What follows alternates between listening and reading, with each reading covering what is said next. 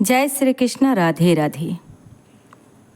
आप सभी का स्वागत है हमारे YouTube चैनल पर। आज हम सुनाने जा रहे हैं कार्तिक मास व्रत कथा का महत्व और कार्तिक मास व्रत कथा। अगर आप लोग को कथा अच्छी लगे तो वीडियो को लाइक करें, सब्सक्राइब करें, शेयर करें, कमेंट बॉक्स में जय माँ लक्ष्मी अवश्य लिखें। हिंदू पंचांग के अनुसार हर वर्ष का 8वां महीना कार्तिक होता है। कार्तिक का महीना 12 महीनों में से श्रेष्ठ महीना है। पुराणों में कार्तिक मास को स्नान, व्रत और तप की दृष्टि से मोक्ष, आय, कल्याण प्रदान करने वाला बताया गया है। कार्तिक मास में पूरे माह स्नान दान, दीपदान, तुलसी विवाह, कार्तिक कथा का महात्म्य आदि सुनते हैं। ऐसा करने से अत्यंत शुभ फलों की प्राप्ति होती है और पापों का नाश होता है। पुराणों के अनुसार जो व्यक्ति इस कार्तिक मास में स्नान दान तथा व्रत करता है उसके सारे पापों का अंत हो जाता है। श्री कृष्ण जी तो यहाँ तक कहा है कि कार्तिक का यह महीना भगवान श्री कृष्ण को अति प्रिय है। इस महीने में किया गया थोड़ा सा भजन भी बहुत ज़्यादा फल देता है। भगवान श्री हरि विष्णु ने स्वयं कहा है कि कार्तिक माह मुझे अत्यधिक प्रिय है। वनस्पतियों में तुलसी, तिथियों में एकादशी और क्षेत्रों में श्री कार्तिक भी मुझे प्रिय है। जो प्राणी जितेंद्रिय होकर इसका सेवन करता है और यज्ञ करने वाले मनुष्य से भी अधिक प्रिय लगता है, उसके समस्त पाप दूर हो जाते हैं। ऐसा करने से अश्वमेध यज्ञ के समान पुण्य फल मिलता है।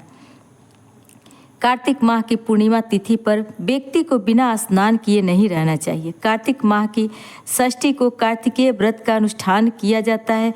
स्वामी कार्तिकेय इसके देवता हैं। इस दिन अपनी क्षमता अनुसार दान भी करना चाहिए। यह दान किसी भी जरूरतमंद व्यक्ति को दिया जा सकता है। कार्तिक माह में पुष्कर, कुरुक्षेत्र तथा वाराणसी तीर्थ स्नान तथा दान के लिए अति महत्वपूर्ण माने गए हैं। कार्तिक माह में की गई पूजा व उपवास तीर्थ यात्रा के बराबर शुभ फल जितना होता है।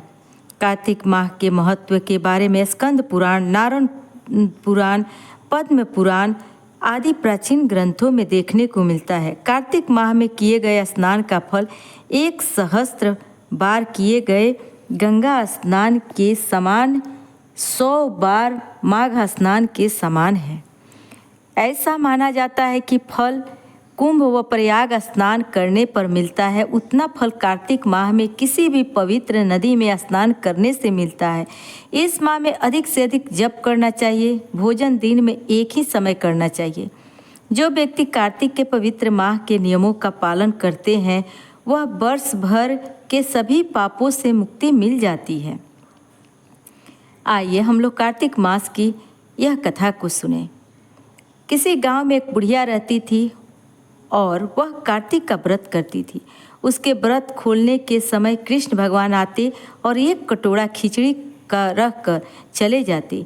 बुढ़िया के पड़ोस में एक औरत रहती थी। वह हर रोज़ यह देखकर ईर्ष्या करती कि इसका कोई नहीं है, फिर भी इसे खाने के लिए खिचड़ी मिल जाती है।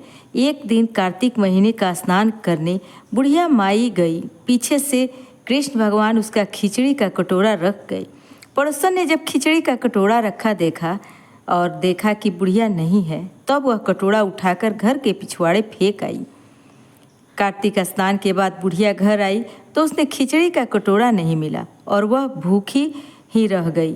बार बार एक ही बात कहती, कहाँ गई मेरी खिचड़ी और कहाँ गया मेरा खिचड़ी का कटोरा। दूसरी ओर पड़ोसन ने जहाँ खिचड़ी गिराई थी वहाँ एक पौधा उगा जिसमें 2 फूल खिले। एक बार राजा उस ओर से निकला तो उसकी नज़र उन दोनों फूलों पर पड़ी और वह उन्हें तोड़कर घर ले गया। घर आने पर उसने वह फूल रानी को दिए, जिन्हें सूंघने पर रानी गर्भवती हो गई। कुछ समय बाद रानी ने 2 पुत्रों को जन्म दिया।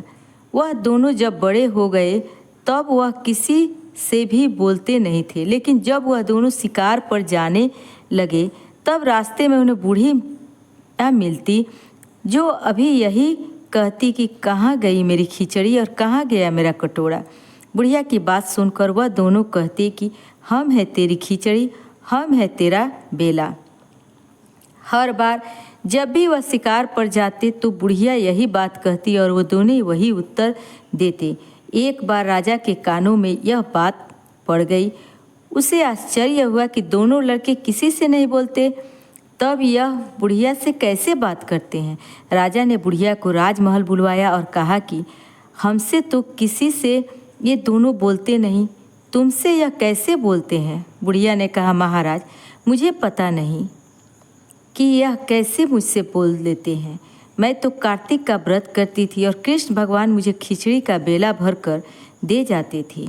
एक दिन मैं स्नान करके वापस आई तो मुझे वह खिचड़ी नहीं मिली। जब मैं कहने लगी कि कहाँ गई मेरी खिचड़ी और कहाँ गया मेरा बेला, तब इन दोनों लड़कों ने कहा कि तुम्हारी पड़ोसन ने तुम्हारी खिचड़ी फेंक दी थी तो उसके 2 फूल बन गए थे। वह फूल राजा तोड़ कर ले गया और रानी ने सूंघा तो हम 2 लड़कों को जन्म हुआ। हमें भगवान ने तुम्हारे लिए भेजा है। सारी बात सुनकर राजा ने बुढ़िया को महल में ही रहने को कहा। हे कार्तिक महाराज, जैसे आपने बुढ़िया की बात सुनी वैसे ही आपका व्रत करने वाले को भी सुनना। कार्तिक मास में व्यक्ति को सुबह जल्दी जगकर स्नान करने के पश्चात राधा कृष्ण, तुलसी, पीपल व आंवले का पूजन करना चाहिए। ऐसा करने से सभी देवताओं की परिक्रमा करने के समान महत्व माना गया है। सायंकाल में भगवान श्री विष्णु की पूजा तथा तुलसी की पूजा करनी चाहिए। संध्या समय में दीपदान भी करना चाहिए। कार्तिक मास में राधा कृष्ण, श्री विष्णु भगवान और तुलसी पूजा करने का अत्यंत महत्व है। जो मनुष्य इस माह में इनकी पूजा करता है उसे सभी पुण्य फलों की प्राप्ति होती है। कहा जाता है कि कार्तिक मास में व्रत व पूजा करने से अश्वमेघ यज्ञ के समान पुण्य फल मिलता है। कार्तिक माह की पूर्णिमा तिथि पर व्यक्ति को बिना स्नान किए नहीं रहना चाहिए। कार्तिक माह की षष्ठी तिथि को कार्तिकेय व्रत का अनुष्ठान किया जाता है। स्वामी कार्तिकेय इसके देवता माने जाते हैं। पद्म पुराण के अनुसार कार्तिक की एकादशी तथा पूर्णिमा तिथि का व्रत करने से व्यक्ति को पुण्य व लाभ मिलता है और सभी मनोकामना पूर्ण होती है। यही कारण था कि सत्यभामा को भी श्री कृष्ण पति रूप में प्राप्त हुए, क्योंकि उन्होंने पूर्व जन्म में कार्तिक की एकादशी तथा पूर्णिमा को व्रत रखा था। ऐसा एक आख्यान में कहा गया है। स्कंद पुराण में कार्तिक महीने की महिमा बताते हुए कहा गया है कि कार्तिक मास का महत्व खास है। इस महीने में व्रत व पूजा करना और महीने की तुलना में कल्याणकारी, श्रेष्ठ व उत्तम बताया गया है। यह बात स्वयं नारायण ने ब्रह्मा ने नारद तथा नारद ने महाराज पृथु से कही है। शास्त्रों के अनुसार जो भी व्यक्ति संकल्प लेकर पूरे कार्तिक मास में किसी जलाशय में जाकर सूर्योदय से पहले स्नान करके साफ कपड़े धारण करने के बाद जलाशय के निकट दीपदान करते हैं, उन्हें विष्णु लोक की प्राप्ति होती है। ऐसा कहा जाता है कि किसी कारणवश से कार्तिक का स्नान का व्रत बीच में ही टूट जाता है अथवा प्रातः उठकर प्रतिदिन स्नान करना संभव नहीं है, तो ऐसी स्थिति में कार्तिक स्नान का पूर्ण फल दिलाने वाले त्रिकार्तिक व्रत है। आध्यात्मिक ऊर्जा और शारीरिक शक्ति संग्रह करने में कार्तिक मास का विशेष महत्व है। इसमें सूर्य की किरणों और चंद्र की किरणों का पृथ्वी पर पड़ने वाला प्रभाव मनुष्य के मन मस्तिष्क को स्वस्थ रखता है। इसलिए शास्त्रों में कार्तिक स्नान तथा कथा श्रवण महात्म्य पर विशेष जोर दिया गया है। धार्मिक कार्यों के लिए यह मास सर्वश्रेष्ठ माना गया है। आश्विन शुक्ल पक्ष से कार्तिक शुक्ल पक्ष तक पवित्र नदियों में स्नान ध्यान करना श्रेष्ठ माना गया है। श्रद्धालु गंगा और यमुना में सुबह सवेरे स्नान करते हैं। जो लोग नदियों में स्नान नहीं कर पाते हैं वह सुबह अपने घर में स्नान व पूजा पाठ करते हैं। कार्तिक माह में शिव, चंडी, सूर्य और अन्य देवों के मंदिर में दीप जलाने तथा प्रकाश करने का अत्यधिक महत्व माना गया है। इस माह में भगवान विष्णु का पुष्पों से अभिनंदन करना चाहिए। तुलसी पूजा का महत्व बताते हुए उन्होंने कहा है कि तुलसी के पत्ते पंचामृत में डालने पर चरणामृत बन जाता है। तुलसी में अनंत औषधीय गुण भी विद्यमान है, इसलिए हमारे ऋषि मुनियों ने इन्हें विष्णु प्रिया कहकर पूजनीय माना। देवशयनी एकादशी में देवोत्थान एकादशी तक 6 माह तुलसी की विशेष पूजा होती है। कार्तिक में तो इनका अत्यधिक महत्व बढ़ जाता है। इस माह में आप जितना दान तप व्रत रखेंगे आपके ऊपर उतना ही श्री हरि विष्णु की कृपा जरूर होगी, वह परम कृपा का भागीदार होगा। कार्तिक मास व्रत के स्नान का पुराणों में उल्लेख मिलता है। न कार्तिक समो मासो न कीर्तेन समम युगम न वेद सदृशम शास्त्रम न तीर्थम गंगा समम। इसका मतलब है कि कार्तिक मास के समान कोई दूसरा मास श्रेष्ठ नहीं है। जैसे कि सतयुग में के समान कोई युग, वेद के समान कोई शास्त्र नहीं है और गंगा जी के समान कोई दूसरी नदी नहीं है। मासा नाम कार्तिक श्रेष्ठो देवा नाम मधुसूदन तीर्थम नारायणाख्यम ही त्रितयम दुर्लभम कलौ।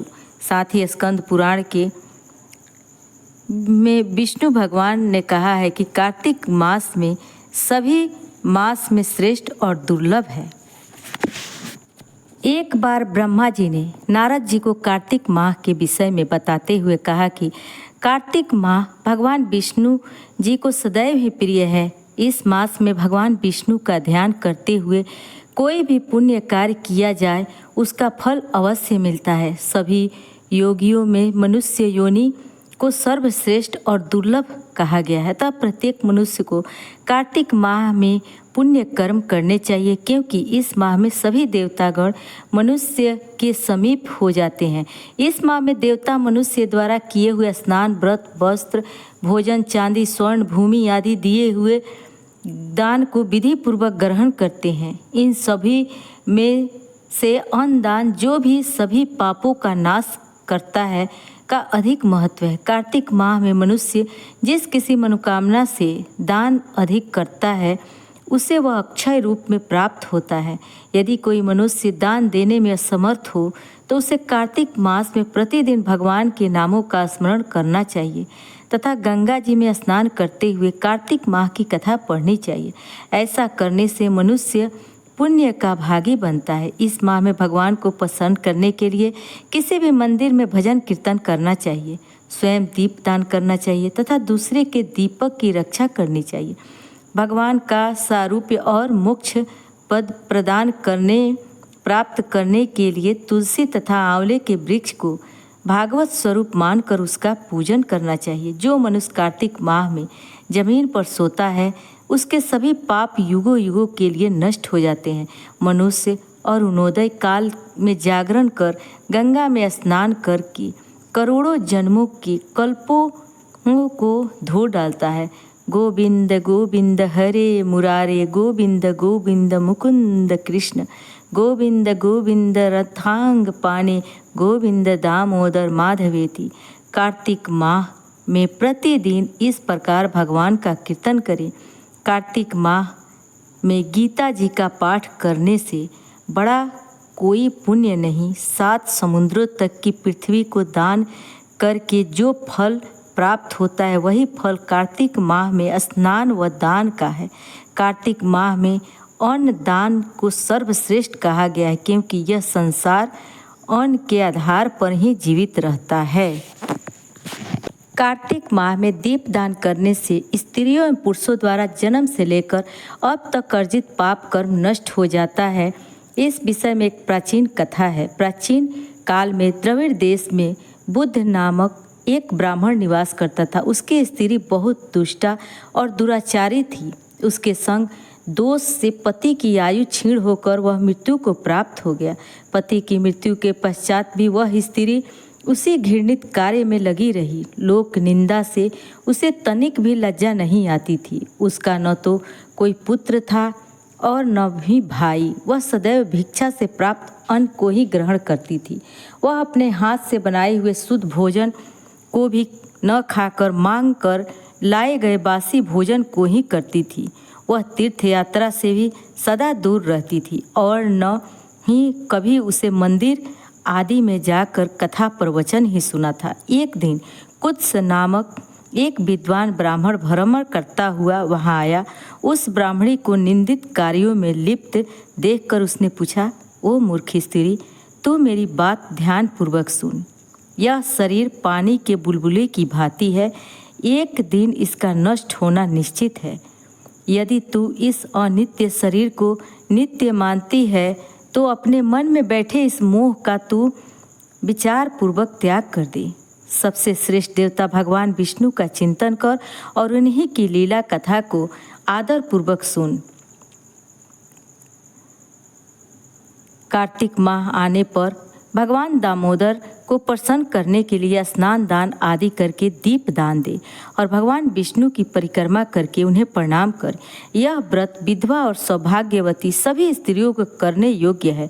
इससे समस्त पापों एवं उपद्रव का नाश हो जाता है। तू मेरी बात मानकर निश्चय ही कार्तिक में दीप दान कर। इससे तू निश्चित रूप से भगवान विष्णु की कृपा प्राप्त कर लेगी। इस प्रकार कहकर वह कुछ ब्राह्मण चला गया।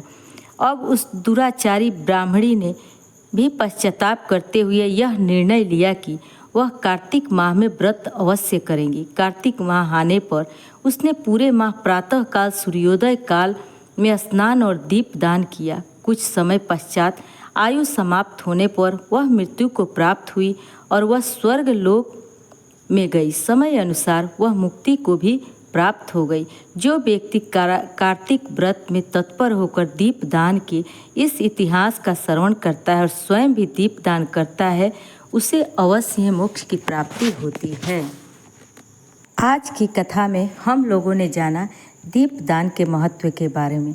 आइए अब हम लोग कार्तिक मास के स्नान के दूसरे अध्याय को सुनते हैं। सिमर चरण गुरुदेव के लिखुम शब्द अनूप, कृपा करे भगवान सच्चित आनंद स्वरूप। भगवान श्री कृष्ण आगे बोले, हे प्रिय, जब गुणवती को राक्षस द्वारा अपने पति और पिता के मारे जाने का समाचार मिला तो वह विलाप करने लगी। हाँ नाथ, हाँ पिता, मुझको त्याग कर तुम कहाँ चले गए? मैं अकेली स्त्री तुम्हारे बिना अब क्या करूं? अब मेरे भोजन वस्त्र आदि की व्यवस्था कौन करेगा? घर में प्रेम पूर्वक मेरा पालन पोषण कौन करेगा? मैं कुछ भी नहीं कर सकती। मुझ विधवा की कौन रक्षा करेगा? मैं कहाँ जाऊं? मेरे पास तो अब कोई ठिकाना भी नहीं रहा। इस प्रकार विलाप करती हुई गुणवती चक्कर खाकर धरती पर गिर पड़ी और बेहोश हो गई। बहुत देर के बाद जब उसे होश आया तो वह अपने पहले की ही भांति करुण विलाप करते हुए शोक सागर में डूब गई। कुछ समय के पश्चात जब वह संभली तो उसे ध्यान आया कि पिता और पति की मृत्यु के बाद मुझे उनकी क्रिया करनी चाहिए जिससे उनकी गति हो सके।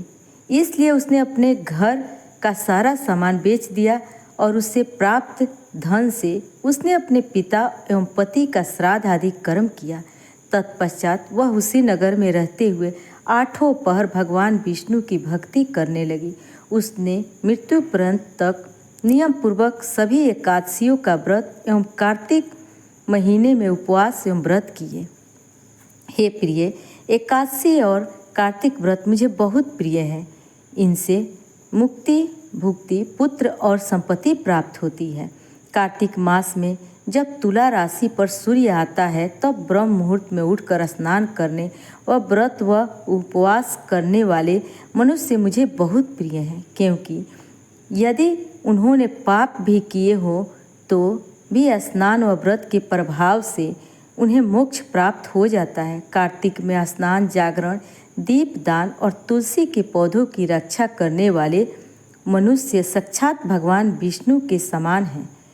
कार्तिक मास में मंदिर में झाड़ू लगाने वाले, स्वास्तिक बनाने वाले और भगवान विष्णु की पूजा करने वाले मनुष्य जन्म मरण के चक्कर से छुटकारा पा जाते हैं। यह सुनकर गुणवती भी प्रति बरस श्रद्धापूर्वक कार्तिक का व्रत और भगवान विष्णु की पूजा करने लगी। हे प्रिय, एक बार उसे ज्वर हो गया और वह बहुत कमजोर भी हो गई। फिर भी वह किसी प्रकार गंगा स्नान के लिए चली जाती। गंगा तक तो वह पहुंच गई, परंतु शीत के कारण वह बुरी तरह से कांप रही थी। इस कारण वह शिथिल हो गई।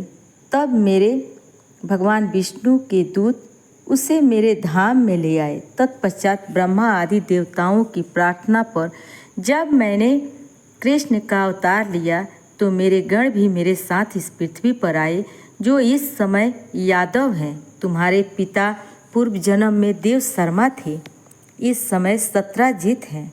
पूर्व जन्म में चंद्र शर्मा जो तुम्हारा पति था वह डाकू है, और हे देवी तू ही वह गुणवती है। कार्तिक व्रत के प्रभाव के कारण ही तू मेरी अर्धांगिनी हुई है। पूर्व जन्म में तुमने मेरे मंदिर के द्वार पर तुलसी का पौधा लगाया था, इस समय वह तेरे महलों के आंगन में कल्प वृक्ष के रूप में विद्यमान है। उस जन्म में जो तुमने दीप दान किया था उसी कारण तुम्हारी देह इतनी सुंदर और तुम्हारे घर में साक्षात लक्ष्मी का वास है।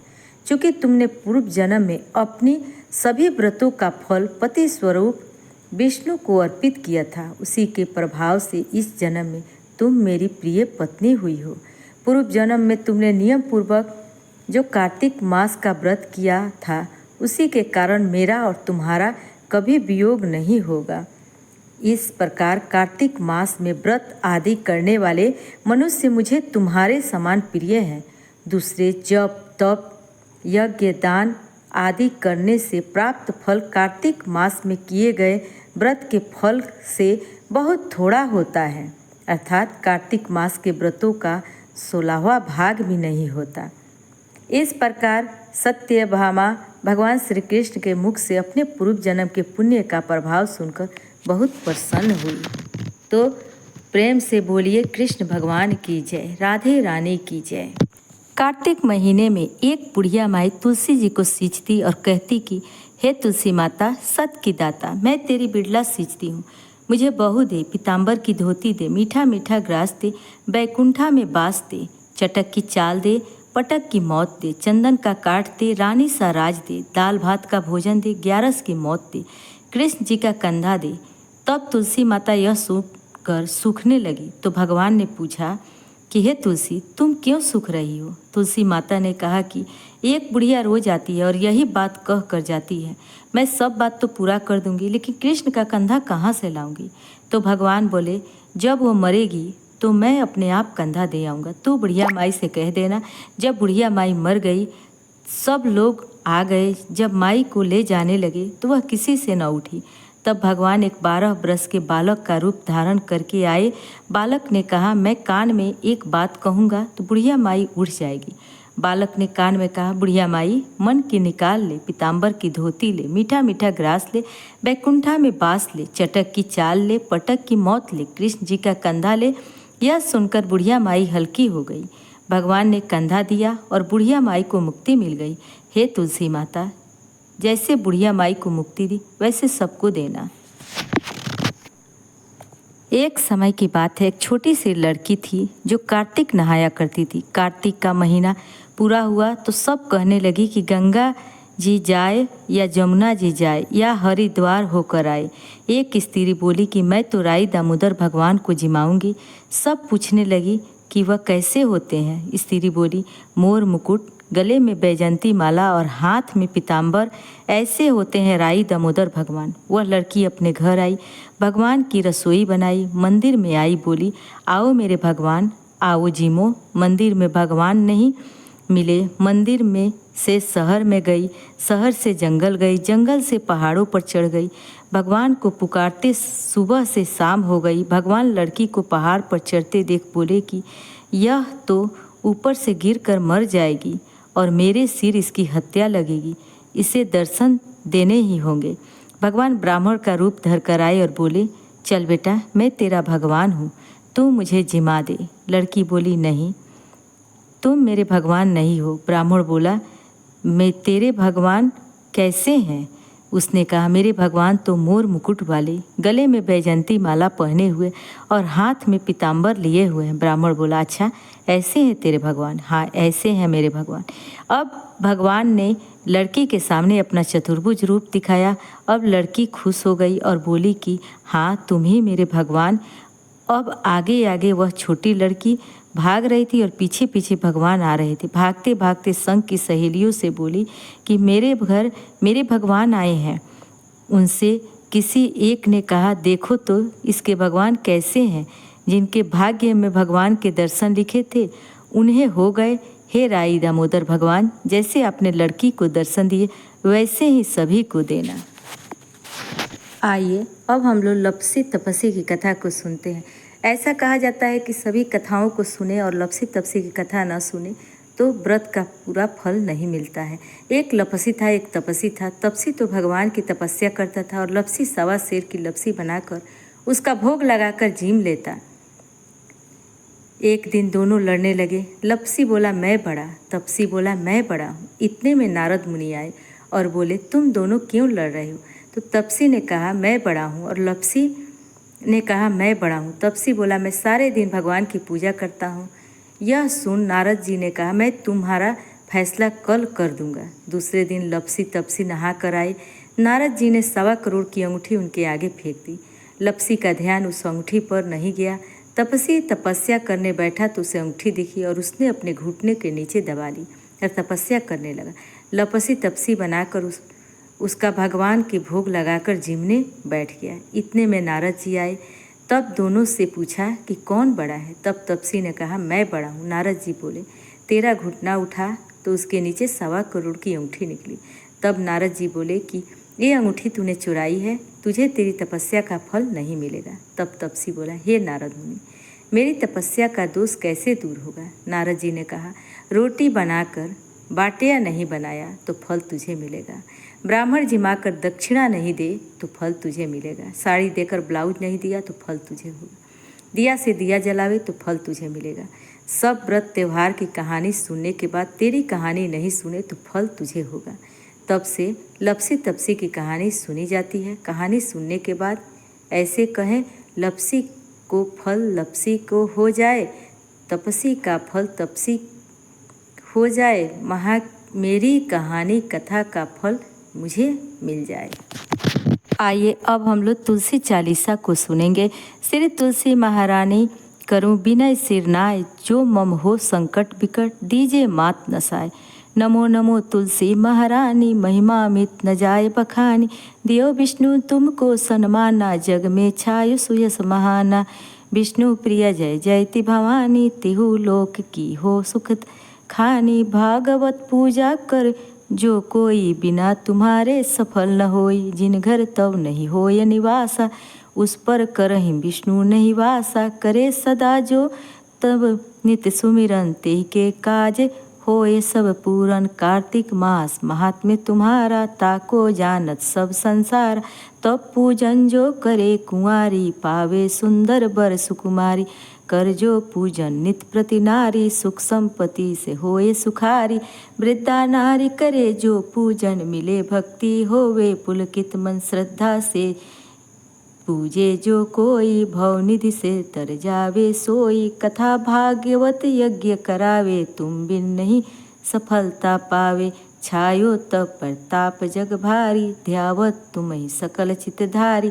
तुम्हि मात यंत्रन तंत्रन, सकल काज सिद्धि है होए क्षण में। औषधि रूप आप हो माता, सब जग में तब यश विख्याता। देव ऋषि मुनि ओ तपधारी, सदा सदा तब जय जयकारी। वेद पुराणन तब यश गाया, महिमा आगम पार नहीं पाया। नमो नमो जय जय सुख करनी, नमो नमो जय दुख निवारणी। नमो नमो सुख संपत्ति देनी, नमो नमो अध काटन छेनी। नमो नमो भक्तन दुख हरणी, नमो नमो दुष्टन मद छैनी। नमो नमो भव पार उतारणी, नमो नमो परलोक सुधारणी। नमो नमो निज भक्त उबारणी, नमो नमो जन काज सवारणी। नमो नमो जय कुमति नसावनी, नमो नमो सुख उपजावनी। जयति जयति जय तुलसी माई, ध्याऊं तुमको शीस नवाई। निज जन जानी मोहि अपनाओ, बिगड़े कारज आप बनाओ। करो विनय मैं मात तुम्हारी, पूरन आशा करहूँ हमारी। शरण चरण कर जोरी मनाऊं, निस दिन तेरे ही गुण गाऊं। करहूँ मात यह अब पमो पर दाया, निर्मल होय सकल मम काया। मंगू मात यह बर दीजे, सकल मनोरथ पूर्ण कीजे। जनुम नहीं कुछ नेम आचारा, क्षमहु माते अपराध हमार। 12 मास करे जो पूजा, सा तासम जग में और न दूजा। प्रथम ही गंगा जल मंगवावे, फिर सुंदर स्नान करावे। चंदन अक्षत पुष्प चढ़ावे, धूप दीप नैवेद्य लगावे। करे आचमन गंगा जल से, ध्यान करे हृदय निर्मल से। पाठ करे फिर 40 की, स्तुति करे माँ तुलसा की। यह विधि पूजा करे हमेशा, ताकि तन नहीं रहे कलेसा। करे मास कार्तिक का साधन, सोवे नित पवित्र सिद्ध हुई जाही। है यह कथा महासुखदाई, पढ़े सुने सो भव तर जाय। तुलसी मैया तुम कल्याणी, तुम्हारी महिमा सब जग जानी। भावना तुझे माँ नित्य नित्य ध्यावे, गा गा कर माँ तुझे रिझावे। यह श्री तुलसी चालीसा पाठ करे जो कोई, गोविंद सो फल पावहीं जो मन इच्छा होय। तुलसी चालीसा का पाठ करने के बाद तुलसी माता की आरती जरूर करना चाहिए। आइए अब हम लोग तुलसी माता की आरती को सुनेंगे। तुलसी महारानी नमो नमो, हरि की पटरानी नमो नमो। धन तुलसी पूरन तप कीनो, शालीग्राम बनी पटरानी। जाके पत्र मंजरी कोमल, श्रीपति कमल चरण लपटानी। धूप दीप नैवेद्य आरती, पुष्पन की वर्षा बरसानी। 56 भोग 3600 व्यंजन, बिन तुलसी हरि एक न मानी। सभी सखी मैया तेरो यश गावे, भक्ति दान तिजे महारानी। नमो नमो तुलसी महारानी, तुलसी महारानी नमो नमो। तुलसी महारानी नमो नमो, हरि की पटरानी नमो नमो।